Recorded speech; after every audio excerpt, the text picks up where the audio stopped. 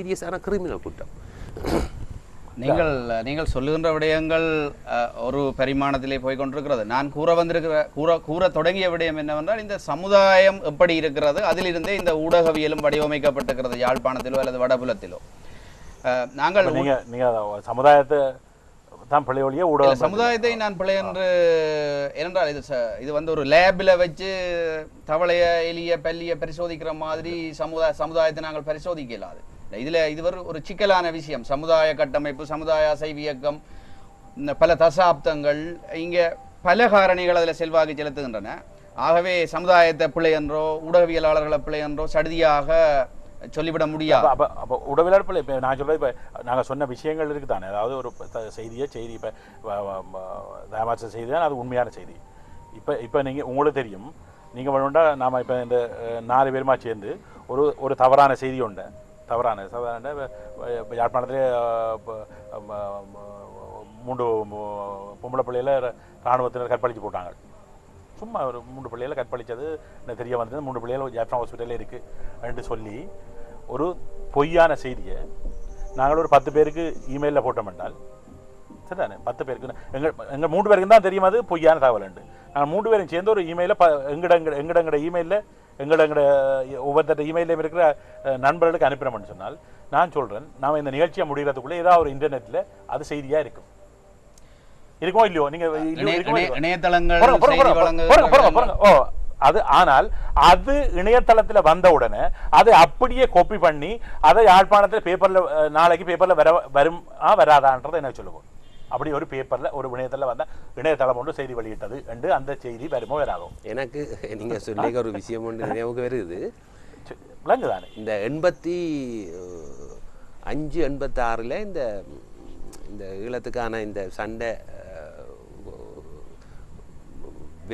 வளர்ந்து வந்து கொண்டிருந்த காலத்தில் லண்டனில் இந்த நிறைய அரசியல் இந்த இயக்கங்கள் இருந்தது. டெலோ இருந்தது, பிளாட் இருந்தது, புலி இருந்தது. எல்லாரும் அலுவலகம் வச்சு செய்தி சேவை ஒன்று நடத்துகிறாங்க. டெலிஃபோனில் நீங்கள் அடித்தா செய்தி சொல்லும். அப்போ என்னுடைய நண்பர் ஒருவர் அதில் ஒரு இயக்கத்தின் செய்தி சேவையை அவர் தான் செய்தி கொடுக்குறது. அவர் சும்மா தான் கொடுக்குறாரு. அவர் எனக்கு ஒரு நாள் சொன்னார், நான் சும்மா அவருக்கு 2க்கு 100 இராணுவம் பலியண்டு. ஆனால் அவர் அதுலேயும் ஒரு தர்மத்தை கடைப்பிடிச்சவர் என்னென்றால், கடைசியில் சொல்லி போடுவார் ஊர்ஜிதப்படுத்த முடியவில்லை என்று. செய்தி ஒரு 10-15 நிமிஷம் போகும். அப்போ கடைசி செய்தி மனதில் ஏறாது. இது அந்த மைண்ட் ரீடிங் ஆகல் செய்கிற மாதிரி. அந்த முதலாவது செய்தி 100 இராணுவம்னு சனம் சந்தோஷத்தில் இருப்பினோம். கடைசியில் சொல்லுவார் ஊர்ஜிதப்படுத்த முடியவில்லை. அது அவராகவே கிரியேட் பண்ணுற செய்தி. இல்லாட்டில் ஆக்கள் கேட்க மாட்டோம். இன்றைக்கு பத்திரிகையில் அதே வேலையை தான் செய்யுது. நீங்கள் இடையீடின்றி எனக்கு ஒரு 4 நிமிடங்கள் தர வேண்டும் கதைப்பதற்காக. நீங்கள் பல உதாரணங்களை கூறிக்கொண்டிருக்கின்றீர்கள். அந்த உதாரணங்கள் இறந்த காலத்துக்குரியனவாக இருக்கின்றன, சிலது சமகாலத்துக்குரியனவாக இருக்கின்றன. நீங்கள் கூறிய ஒரு உதாரணம், ஒரு பொய்யான செய்தியை ஒரு 10 இணையதளங்களுக்கு நாங்கள் அனுப்பிவிட்டால் ஏதாவது ஓரிரு இணையதளங்களில் வந்தால் இங்குள்ள பத்திரிகைகள் திருப்பி நிச்சயம் அதை வெளியீடு செய்யும் என்று இருக்கலாம், அது நடைபெறலாம். ஆனால் நான் சொல்ல வந்த விடயத்திலிருந்தே வருகிறேன். திரு ரங்கன் அவர்கள் கூறியது போல இந்த சமுதாயம் 80களின் நிலைமைகள், இங்குள்ள உள்ளூர் நிலைவரம் தொடர்பாக புலம்பெயர் நாடுகளிலே எவ்வாறு ஊடகவியல் நடத்தப்பட்டது என்பது பற்றி கூறினார். உள்ளூரிலும் சரி, உள்ளூரை பிரதிபலிப்பதற்காக புலம்பெயர் தேசங்களிலும் சரி, ஒரு இவ்வாறான பாரம்பரியத்தோடு ஒரு 30 ஆண்டுகளை ஒரு சந்ததி அல்லது 2 சந்ததிகள் வாழ்ந்து முடித்திருக்கிறது அல்லது வாழ்ந்து கொண்டிருக்கிறது. இந்த ஊடக பாரம்பரியம், இந்த அரசியல் பாரம்பரியம், இப்படிப்பட்ட ஒரு விஞ்ஞானபூர்வமான அணுகுமுறையற்ற பரபரப்புகளையும் தோல்விகளையும் வெற்றிகளையும் எழுச்சிகளையும் வீழ்ச்சிகளையுமே செய்தியாக நுகர்ந்து பழகிய ஒரு வாசகர் சமூகத்துக்காக அவற்றிலிருந்தே உருவான ஊடக நிறுவனங்களும் ஊடக முதலாளிகளும் ஊடகவியலாளர்களும் பணியாற்றி கொண்டிருக்கிறார்கள். உங்களுக்கு தெரியும், ஒரு செத்த வீடு ஒரு வயோதிபர் இறக்க போகிறார் என்று சொல்லி சொன்னால் அவர் 6-7 மாதம் படுக்கையில் இருப்பார். பின்னர் அவருடைய இயற்கை கடன்கள் எல்லாம் பெட்டிலேயே கழியும், சில வேளை சேடம் எழுப்பார். அப்போ அது அந்த செத்த வீட்டுக்கு முந்தின காலம். அப்போ செத்த வீடு நடக்குது. செத்த வீடு நடந்தால் அங்கே 2-3 நாளைக்கு பரபரப்பு. ஒரு இந்து சமய முறைப்படி என்றால் சாம்பல் 8 செலவு அப்படி இப்படி என்று சொல்லி அந்த ரெட்டி மட்டும் அப்போ செத்த வீடு நடந்து அந்த பூத உடல் படலையை விட்டு போன உடனே ஒரு கல்யாண வீடு நடக்காது, அல்லது ஒரு மங்களகரமான நிகழ்ச்சி நடக்காது. அதான் சொல்லுவினம். இதை நான் ஏன் சொல்ல வரேன்டா, ஒரு கான்ஃப்ளிக்ட் பீரியட் இருந்தது. அதுக்கு முந்தின வன்முறை முரண்பாட்டுக்கு முந்தின ஒரு காலம் வன்முறை முரண்பாடுகளையே ஊக்குவிப்பதற்கான ஒரு காலமாக இருந்தது. அதை தமிழரசுவாதம் செய்து கொண்டு வந்தது.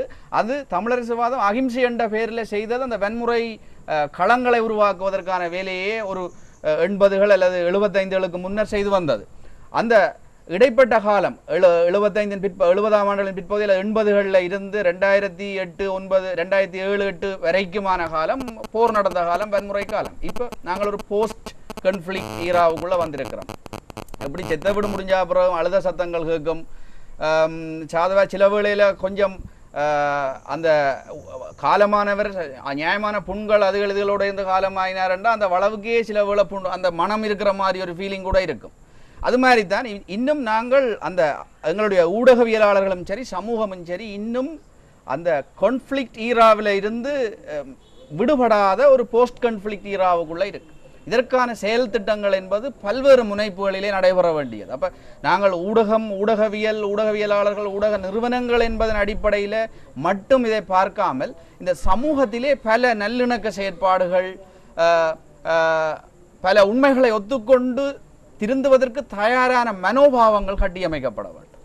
இதற்காக நிச்சயமாக அரசியல் வேலை திட்டங்கள் தேவைப்படும். இது இப்பொழுது இருக்கிற சமகாலத்திலே இருக்கிற சில முற்போக்கான அரசியல் தலைவர்கள் இருக்கிறார்கள். பிற்போக்கான மீண்டும் மரபுவாதத்தையும் தேசியவாதத்தையும் வளர்ப்பதற்கு முற்பட்டு கொண்டிருக்கிற உணர்ச்சிவாதங்களையே தூண்ட முற்பட்டு கொண்டிருக்கிறவர்களுக்காகவே ஊடகக்காரர்கள் தீனி போட முற்படுகின்ற சூழல் ஒன்று யாழ்ப்பாணத்திலே இன்னமும் இருக்கத்தான் செய்கிறது. எனினும் நாங்கள் வெறுமனே அவர்களை ஊடகவியலாளர்களையும் ஊடக நிறுவனங்களையும் ஐசோலேட் பண்ணி கோண பண்ணி இடிச்சு கொண்டிருக்கலாது. நாங்கள் உண்மையிலே ஒரு சமுதாய சீர்திருத்தத்துக்கான சமுதாய மாற்றத்துக்கான ஒரு வேலை திட்டத்தை இந்த மாறநிலை காலத்தில் செய்ய வேணும். அப்படி செய்கிற பொழுதுதான் அது ஊடக நிறுவனங்களையும் சீர்திருத்தத்தை கொண்டு வரும். ஆனால் ஊடகவியலாளர்களுக்கு சிறப்பான பயிற்சிகள் தொழில்முறை அணுகுமுறைகள் என்பன இருக்கின்றன. ஊடக அறம் பற்றி அவர்களுக்கு போதிக்கப்படுகிறது. உண்மை என்பது கொள்கை அளவிலே அறிக்கையிடப்பட வேண்டும் என்று சொல்லப்படுகிறது. ஆனால் உண்மை என்பதே ஒவ்வொரு தனி மனிதனையும் குழுமங்களையும் பொறுத்தது. அவனவனுடைய நம்பிக்கைகள், அவனவனது படிப்பறிவு, பட்டறிவு, பகுத்தறிவு இவற்றிலே தான் அவன் உண்மையை அளந்து கொள்ளுகிறான். உண்மை என்பதே ஒரு ரிலேட்டிவான விஷயமாகவே இருக்கிறது. எனினும் அது ஒரு இயற்கை விஞ்ஞானங்களில் நாங்கள் சொல்லிவிடலாம், நியூட்டனுடைய விதி அல்லது உண்மை என்று சொல்லி வரையறுத்து சொல்லிவிடலாம். ஆனால் சமூக ரீதியாக பார்க்கிற பொழுது நாங்கள் இதையும் பரிசோதித்து சமுதாயத்தினுடைய அசைவியக்கத்திலே பொறிவுகளும் நெளிவுகளும் எழுச்சிகளும் மேம்பாடுகளும் வருகின்ற பொழுது கடந்த காலத்திலே செய்த கொள்கை திட்டங்கள், அமுல்படுத்திய கொள்கை திட்டங்கள், மக்களை வழிநடத்திய விதங்கள் சரியாக இருக்கிறது என்று பிறகு இறந்த காலத்தின் சரிவிளைகளை அனுபவிக்கிற பொழுதே நாங்கள் உணர்ந்து கொள்ளுகிறோமே ஒழிய அதை லேபில் பரிசோதித்து சமூக அசைவியக்கத்தை நாங்கள் நகர்த்த முடியாது. ஏனென்றால் இது ஒரு மிக சிக்கலான விஷயம். இந்த சிக்கலுக்குள் தான் எங்களுடைய ஊடகவியலாளர்கள் கடந்த 4 நூற்றாண்டுகளாக போரியல் செய்திகளை அறிக்கையிட்ட அனுபவத்தோடு மட்டும் வாழ்கிறார்கள். நீங்கள் சரிவர ஒரு ஆக்கபூர்வமான எண்ண கருத்துக்களை ஒரு கன்ஸ்ட்ரக்டிவ் மேனர்ஸோடு சொல்வீர்களாக இருந்தால் திரு ரங்கன் போன்றவர்கள் அறிவும் அனுபவமும் உள்நாட்டில் மட்டுமல்ல வெளிநாடு மற்ற சட்டத்துறை அனுபவம் உள்ளவர்கள், உங்களுடைய கருத்து கூறுகிற முறைமையிலே இருக்கிறது. சடுதியாக மெல்லிய சண்டித்தன உணர்வோடு நீங்கள் அப்படி செய்கிறீர்கள் இப்படி செய்கிறீர்கள் அதை செய்யாதீங்க இதை செய்யாதீங்க அப்படி சொல்லாமல் கன்ஸ்ட்ரக்டிவாக நீங்கள் அவர்களுக்கு நீங்கள் போதிக்க வேண்டாம். நீங்கள் ஒரு அணுகுமுறையை சரியாக உங்களோட ட்ரெண்ட், உங்களோட ஃப்ரீக்வன்சி, அந்த வே ஆஃப் டாக்கிங் சரியாக அவர்கள் உங்களை நிராகரிக்காமல், இவர் ரங்கன் இப்படி சொல்கிறார், டேன் பணிப்பாளர் இப்படி சொல்கிறார், இன்னார் இப்படி சொல்கிறேன், இவன் என்ன இப்படி சொல்கிறது, நாங்கள் இதுக்குள்ளே இருந்து செத்தும் கண்ணீரும் இரத்தமுமாக 30 வருஷம் வாழ்ந்துட்டு நாங்கள் எழுதுகிறோம் சரி, அந்த ஓர்மத்தோடு இவர்கள் அணுகுகிறார்கள். உண்மை அறம் இவற்றை விட்டு அவர்களிடம் இந்த ஊடகவியலாளர்களிடம் ஒரு ஓர்மம், திரும்பவும் அது சமுதாயத்தினுடைய பிரதிபலிப்பு தான். இங்கே தமிழ் தேசியவாத உணர்ச்சிவாத தளம் தான் ஊட்டப்பட்டிருக்கிறது. அந்த ஓர்மத்தோடு செய்கிறவர்களிடம் எங்களை உடனடியாக நிராகரிக்கக்கூடியவர்களிடம் செல்வதற்கான ஒரு தொடர்பாடல் பொறிமுறை அல்ல தொடர்பாடல் ராஜதந்திரம் ஒன்று இருக்கிறது, அணுகுமுறை ஒன்று இருக்கிறது. அதற்கூட இவர்களுக்கு நாங்கள் மெல்ல மெல்ல சொல்லி விளங்கப்படுத்தி இவர்களை திருத்தலாம் அல்லது இவர்களுடைய செல்நெறியை மாற்றலாம். அது சமுதாயத்தினுடைய சீர்திருத்தத்திலும் தங்கி இருக்கிறது. சமுதாயம் என்கிற பொழுது முக்கியமாக அரசியல் சமூக தலைவர்கள், அறிஞர்கள், புத்திஜீவிகள் இவர்கள் இந்த சமுதாயத்தை சீர்திருத்த வேண்டியவர்களாக இருக்கிறார்கள். நாங்கள் திரும்ப சொல்கிறோம், போருக்கு பிந்திய ஒரு போஸ்ட் கன்ஃப்ளிக்ட் ஈராவுக்குள் வாழ்ந்து கொண்டிருக்கிறோம். நாங்கள் சுவர்க்கத்தில், சமாதான சுவர்க்கத்தில் வாழ்ந்துவிட்டு திடீரென்று வேலை திட்டங்களை பார்க்க முடியாது. அப்படி வாழ்ந்ததாக நாங்கள் நினைக்கவில்லை. நாங்கள் கண்ணீரும் கம்பலையும் வறுமையும் பட்டினியும் என்று வாழ்ந்த மனிதர்கள் மத்தியில், சமுதாயத்தின் மத்தியில் அடுத்தது உண்மையிலேயே ஒரு 1/4 நூற்றாண்டு காலமாக பல்வேறுபட்ட ஆயுத போராட்ட இயக்கங்கள் இருந்த காலம், பின்னர் புலிகள் எதேச்சையாக அனைத்து சகோதர இயக்கங்களையும் அழித்த பின்னர் புலிகள் தான் தோன்றித்தனமாக ஏகபிரதித்துவம் கொண்டாடிய காலம், இவற்றிலே தான் இந்த ஊடகவியல் வடிவமைக்கப்பட்டிருக்கிறது. கருத்துக்கள் என்பது ஒரு திணிப்பாகத்தான் எடுத்துட்டீங்க. அப்படி நான் இனி டிஸ்டர்ப் பண்ண நினைக்கிறேன். அதாவது நீங்கள் சொன்னீங்க ஒரு செத்த வீட்டை கொண்டாடினவன் டப்பன்னு கல்யாணம் கொண்டாடு. செத்த வீடு முடிஞ்சு 2 வருஷம் ஆச்சுது. அதுக்கு பிறகு நீங்கள் தொடர்ந்து நாங்கள் அழுதண்டா இருக்க போறோம் என்று சொல்றீங்களா? இல்ல இல்ல, அது செத்த வீடு. இப்ப செத்த வீடு 2 வருஷத்துக்கு முன்னாடி நடந்தது, நான் அழுதண்டா இருக்க போறேன் என்று சொல்லி சொல்றீங்களா? அதாவது செத்த வீட்டை மெல்ல மறந்துட்டு அடுத்த நாளே நாங்கள் அழகிய விட்டுட்டு நோமல் லைவுக்கு வரணும். நாங்கள் தான் செத்த, நாங்கள் எங்களுக்கு செத்த வெட்டி செய்தி தான் எங்களுக்கு தெரியும். அப்படியே நாங்கள் தொடர்ந்து செத்த வெட்டி செய்து தான் எழுதிக்கிட்டு சாகாட்டியும் செத்த எழுதுவோம்னு சொல்ல போறீங்களா? அப்படி சொல்ல வரீங்க. அப்ப நீங்க என்ன சொல்ல வாரீங்க? நீங்க அதான் சொல்ல வாரீங்க. நான் அந்த எளிமையானதான் சிக்கலான சமூக பரிமாணங்களை சொல்வதற்கு எளிமையான உதாரணங்களை படுத்துவது தவறு. நான் ஒரு சிம்போலிக்காக தான் அதை சொல்றது. அது ஒரு தனி மனிதனுடைய செத்த வீடு, ஒரு தனி மனிதனுடைய செத்த வீடே ஓராண்டு வரைக்கும் அந்த குடும்பத்தினர் மங்களகரமான வைபவங்களை செய்வது.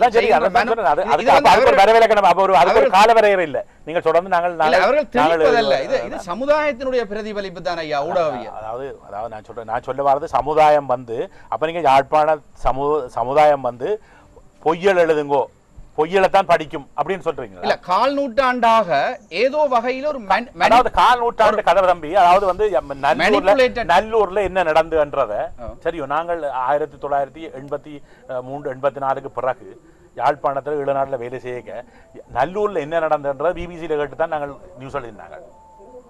பிபிசி லண்டன்ல இருந்து வர பிபிசியில நல்லூர்ல என்ன நடந்ததுன்னு சொல்லும் அதை கேட்டு தான் நாங்கள் எழுதினாங்க. சரியோ, அப்ப அங்க என்ன நடக்குன்னு தெரியாம எழுதினது அந்த அதெல்லாம் விட்டுருங்கோ. இப்ப வந்து அப்படி இல்லை. இப்ப அப்படி இல்லை. நீங்களே சொல்றீங்க இங்க ஊடகத்துறையை பற்றி பயிற்றுவிக்கிறதுக்கு ஒரு நாளைக்கு ஒரு வெளிநாட்டிலிருந்து ஒரு பத்திரிகையாளர் வாரார் பயிற்றுவிக்கிறதுக்கு. ஸோ ஊடகம் இன்னெல்லாம் உங்களுக்கு சொல்லியாச்சு. இதுக்கு பிறகு நாங்கள் 30 வருஷமா எழுதினா தான் இப்பயும் எழுதுவோம்னு சொல்றது என்ன? What is this? இல்லை, நான் ஒரு கருத்தை சொல்றேன். இப்ப வேல்தஞ்சன் சொன்னது, இப்ப இவர் சொன்ன ஒரு விஷயம் அவர் சொன்ன அது சரி. என்னென்றால் இப்போ நான் கதைக்கிறது, இப்போ நான் இவரோட கதைக்கிறேன் என்றால் அவர் அதை அவர் அதை அக்செப்ட் பண்ணணும்ன்றது முக்கியம். அதுதான் கதைக்கிறது. அது சரி. ஆனால் இதில் ஒரு சிக்கல் இருக்கு. உதாரணமாக ஒரு ஃபுட்பால் மேட்சில் ஒரு ரெஃப்ரி ஒரு விளையாடுற ஒரு பிளேயருக்கு க்ரீன் கார்டோ ரெட் கார்டோ காட்டுற ஒரு சம்பவம் நாங்கள் பார்த்துருப்போம். அது ஒரு கமாண்ட். அதில் ஒரு போலீஸ்காரன், அதில் ஒரு நீதிபதி ஒரு குற்றவாளிக்கு தண்டனை கொடுக்குறத பார்த்துருக்குறோம். நீங்கள் குற்றம் செய்துட்டீங்கள், உங்களுக்கு தூக்கு தண்டனை தாரன்னு சொல்கிறீங்க. அதில் போலீஸ்காரன், அது இலங்கையிலையும் சரி உலகத்தில் அது ஒரு கமாண்ட். அப்படித்தான் அது வரணும். ரங்கு உங்களுக்கு விளங்குது. அது ஒவ்வொரு மொழிக்கு ஒரு சில ஒரு விஷயங்களுக்கு ஒரு வடிவம் இருக்குது.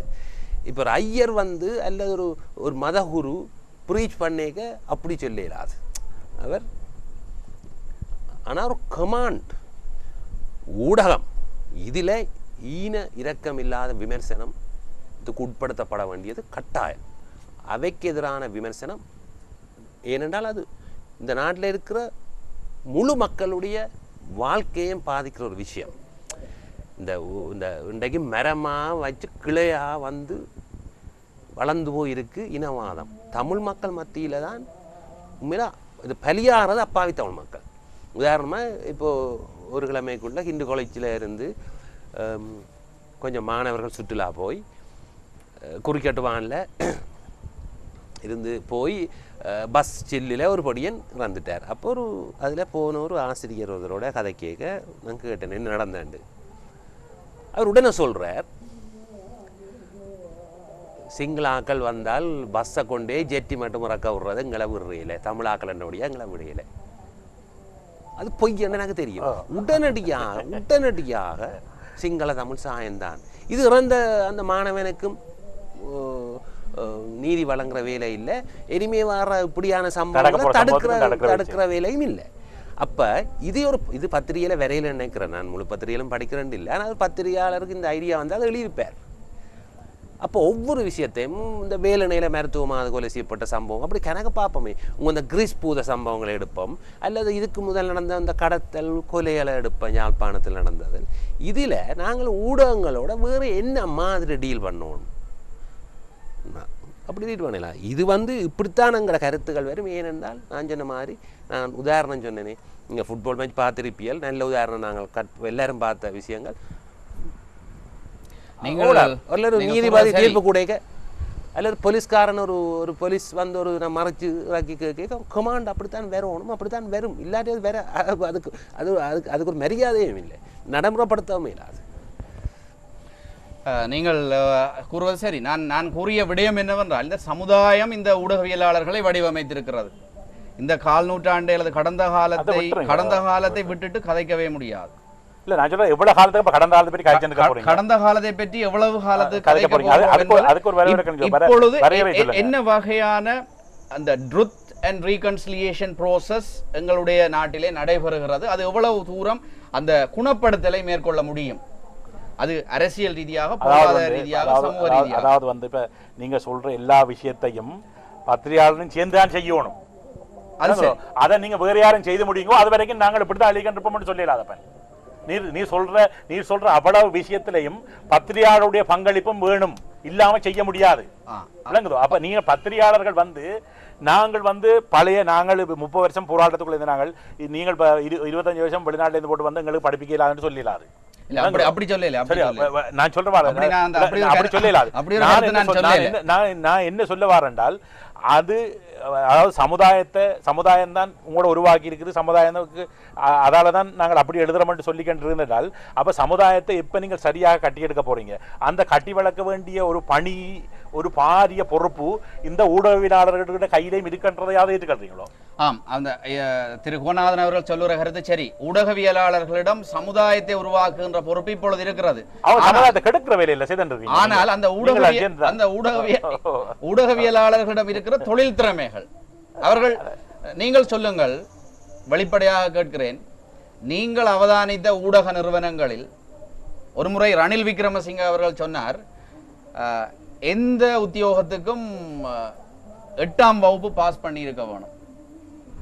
ஈவன் ஒரு பஸ் நடத்துனராக நியமனம் பெறுவதாக இருந்தால் கூட 8ஆம் வகுப்பு சித்தி கேட்கப்படுகிறது. ஆனால் ஒரு ஊடகவியலாளனாக பணியாற்றுவதற்கு உங்களுடைய ஊடக நிறுவனத்தில் என்ன தகவல் கேட்கப்படுகிறது தெரியாது. ஒரு உதாரணம் உங்களுக்கு சொல்லணும். அதாவது இங்கே யாழ்ப்பாணத்தில் இருக்கிற ஒரு பெரிய நகைச்சுவையான ஒரு விஷயம், நகைச்சுவை மாத்திரமில்லை, அதாவது அதை பற்றி ஆழமாக இருந்து யோசிச்சால் அதாவது கண்ணீர் விட வேண்டிய ஒரு விஷயம் தான் நான் நினைக்கிறேன். அதாவது ஒரு பத்திரிகையில நீங்க நாங்கள் இப்ப பிரஸ்தாபிச்ச ஒரு முக்கியமான யாழ்ப்பாண பத்திரிகையில 15 வருடங்கள் உதவி ஆசிரியராக இருந்த ஒருவர் எங்களோட நிறுவனத்துக்கு பத்திரிகையாளருக்கு பதவிக்கு விண்ணப்பிச்சு இன்டர்வியூக்கு வந்தவர். அவரை நாங்கள் சும்மா ஒரு 4-5 சும்மா அவர் எப்படி எங்க நிற்கிறார், அவருக்கு எப்படி இந்த பத்திரிகை அனுபவம் இதில் இருக்குதுன்றது அறிகிறதுக்கு ஒரு 6-7 கேள்வி கேட்டினாங்க. அதில் ஒன்று பிஜேபி பாரதிய ஜனதா கட்சின்னா என்ன, அவரோட ராமதாசன் கட்சி என்றார். அதாவது ஒரு 15 ஆண்டுகள் யாழ்ப்பாணத்தில் இருக்க ஒரு பிரபல்யமான பத்திரிகையினுடைய உதவி ஆசிரியராக இருந்த ஒருவருக்கு அவர் சில விட இந்தியன், அவர் சொல்லலாம் நான் இந்தியன் செய்தி பார்க்குறேன், அவர் அப்படி சொன்னார். அவருக்கு இந்த அவர் பத்திரிகையாளர் சொல்றதுக்கே அவருக்கு தகுதி இல்லை. அவருக்கு பிஜேபி என்றது ராமதாசின் கட்சி, அதாவது இந்தியாவை ஆட்சி செய்த ஒரு கட்சியினுடைய மத்தியில் ஆட்சி செய்த ஒரு கட்சியினுடைய கட்சியின் பேரே தெரியாத ஒருத்தர் அவர் ராமதாசன் கட்சி என்றார் உடனே. அப்ப நீங்கள் சொல்றதான் நான் சொல்ல வந்தேன். நீங்கள் சொல்றதான் சொல்ல வந்தேன். என்னன்னு சொல்லி சொன்னால் ரணில் விக்ரமசிங்க அந்த காலகட்டத்தில் சொன்னது பஸ் கண்டக்டர் கூட 8ஆம் வகுப்பு சித்தி தேவை. ஆனா இங்க இலங்கையில ஊடக நிறுவனங்கள்ல ஆசிரியர்களாகவோ அல்லது ஊடகவியலாளர்களாகவோ பணியாற்றுவதற்கு எந்த முறைப்படியான கல்வியும் எதிர்பார்க்கப்படாமல் தத்தமது தேவைகள் தத்தமது ஊழிய கொடுப்பனவை சரி செய்தல் இவற்றை அடிப்படையாக வைத்து ஆளணி நியமிக்கப்படுகிறது. இது கொழும்பு தளத்துக்கு மட்டுமல்ல யாழ்ப்பாண தளத்திலும் இப்பொழுதும் உண்மையாக தான். இப்ப நீங்க இவ்வளவு நேரம் நீங்கள் வாதிட்ட தேவையில்லை. இல்ல நான் சொல்ல வந்த நேரம் நீங்கள் இந்த பத்திரிகையாளர்கள் சமுதாயத்தை பற்றி சமுதாயத்தோட இருந்தவங்க இது வந்தவங்க சொன்னது எல்லாத்தையும் அடிச்சு விட்டீங்க. இல்ல அடிக்கல. இப்ப நீங்கள் எதிர்பார்ப்பது ஊடகவியலாளர்கள் சமுதாயத்தை சீர்திருத்த வேணும் மாற்ற வேணும் என்று. அதாவது இவ்வாறு ஒரு வன்முறை முரண்பாட்டின் பின்னர் வன்முறை பிந்திய ஒரு சூழலிலே சகல உட்கட்டுமானங்கள் மனோ ரீதியாக சித்தாந்த ரீதியாக ஒரு சீரழிவுக்கு உட்பட்டு போயிருக்கிற ஒரு சமுதாயத்தை சீர்திருத்துவதற்கு எவ்வளவு வல்லமையான ஊடகவியலாளர் ஏற்றுக்கொள்றீங்க. அப்ப யாழ்ப்பாணத்திற்கு ஊடகங்களால இந்த வேலை செய்யலாம் அப்படிதான். இல்ல ஒரு விஷயத்தை நான் சொல்ல விரும்புறேன்.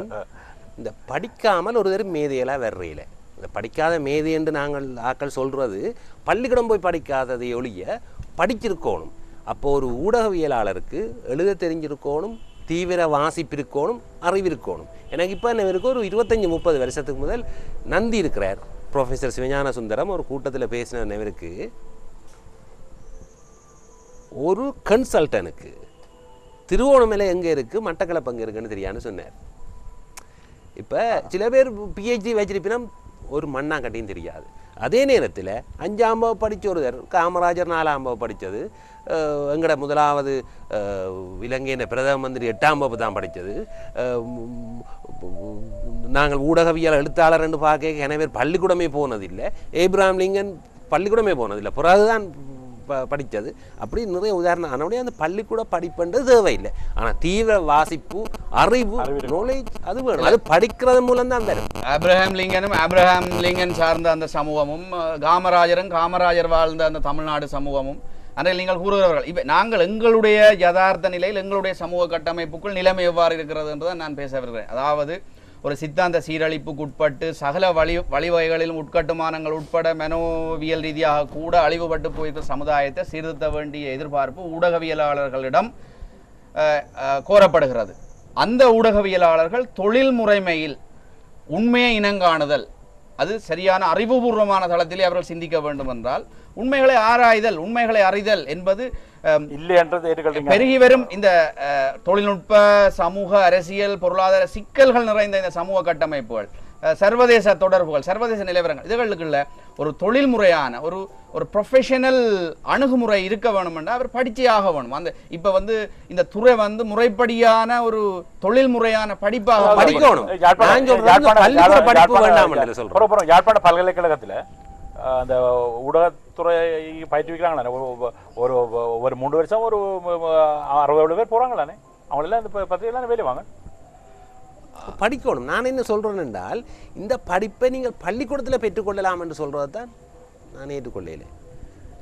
இப்போ ஜெயகாந்தனை சுயசரிதியாக வாசிக்கணும். ஜெயகாந்தன் ஒரு காலத்தில் ஒரு ஒரு சிறுகதை வரலாற்றில் ஒரு முடிசூரா மன்னனாக இருந்தது. உண்மையிலேயே ஒரு அந்தந்த காலகட்டங்களுக்குரிய பள்ளிக்கூடமே போனது, சமுதாயத்தின் தேவைகள் காணப்பட்டார்கள். அது சரி. இல்லை நான் ஒரு அறிவு காமராஜர் ஒரு முதல் மந்திரி, தமிழ்நாட்டின் இதுவரையில் most popular chief minister. Kamarajar ஆட்சியை கொண்டு வர காமராஜர்னு சொல்ற அளவுக்கு அப்ப பள்ளிக்கூடம். ஆனால் படிப்பு தேவை, அது பள்ளிக்கூடம் போய் படிப்பு. ஜீவா எங்க படித்தது பள்ளியை நடத்தி கொண்டிருக்கு ஒரு பத்திரிகை ஆசிரியர். நீங்கள் சொல்லுற உதாரணங்களை பற்றி நான் கருத்து கூறவோ அல்ல திறனாய்வு செய்யவோ அல்லது அவர்கள் பற்றி விமர்சிக்கவோ விரும்பவில்லை, பல்வேறுபட்ட காரணங்களினால். அது காமராஜர் தொடக்கம் எங்களுடைய டொமினிக் ஜீவா, எங்களுடைய மூத்த எழுத்தாளர் டொமினிக் ஜீவா வரை அவர்களுடைய சமூக வகிபாகம் அல்லது காமராஜர் காலத்தில் காமராஜர் ஏன் பிரபல்யம் அடைந்தார், காமராஜர் பிரபல்யம் அடைந்ததற்கான அந்த அரசியல் சூழல், சமூக சூழல், அதற்கான வாய்ப்புகள் எப்படி ஏற்பட்டன, அது பற்றி இப்போ நாங்கள் விவாதிப்பது பொருத்தமில்லை. நீங்கள் சொல்லுகிற உதாரணங்கள் எங்களுடைய சமுதாய சூழல், எங்களுடைய சூழலுக்கு அப்பாற்பட்ட வேறொரு இறந்த கால சூழலில் வைத்து அதை ஏற்றி பார்த்து விட்டு இந்த சூழலுக்கு இதை பொருத்துங்கள் என்று கேட்கிறீர்கள். முடிந்தால் சமகால சூழலோடு நாங்கள் உரையாடுவோம் தொடர்ந்து. சமகால சூழல் எங்களுடைய வடபுல சூழல், இலங்கை சமூக சூழலில் ஊடகவியலாளர்கள் இலங்கை தமிழ் சமூகத்தை சரியான செயல்நெறியில் செலுத்துவதற்காக அவர்களிடம் எதிர்பார்க்கப்படுவது என்ன, அவர்கள் எவ்வகையான தகைமைகளோடு செயற்பட வேண்டும், உண்மையை அறிக்கையிடுதல், அறத்தோடு அறிக்கையிடுதல், ஒழுக்கத்தோடு அறிக்கையிடுதல். அதாவது ஒரு ஊடகவியலாளர் தன்னுடைய கடமையை முதலாவது செய்ய வேண்டியது உண்மையா எழுதுறது. அதுக்கு அதை விட நீ சமுதாயத்தை பற்றி ஒன்றும் சிந்திக்க வேண்டாம். சரியோ? நீங்க சொன்ன மாதிரி அவர்களுக்கு அறிவில்லை, அவர்களுக்கு இந்த இதெல்லாம் சொன்ன மாதிரி அவை கல்வி அறிவில்லை, அவை விட்டுருவோம், அவையால சமுதாயத்தை திருத்த முடியாதுன்றே விட்டுருவோம். ஆனால் அவர்கள் உண்மையா எழுத வேண்டும். அப்படி உண்மையா எழுதினாலே நாங்கள் அவளை பற்றி கதைக்க வேண்டிய தேவை இருக்காதுன்னு நினைக்கிறேன். நான் நினைக்கிறேன் இன்றைக்கு இந்த நிகழ்ச்சி இதோ நாம் சரியாக எங்களோட நேரத்தை சுவாரஸ்யமாக போய்க்கின்றதால் இடையில ஒரு பிரேக் கூட இல்லாமல் நாங்கள் வந்துட்டோம்.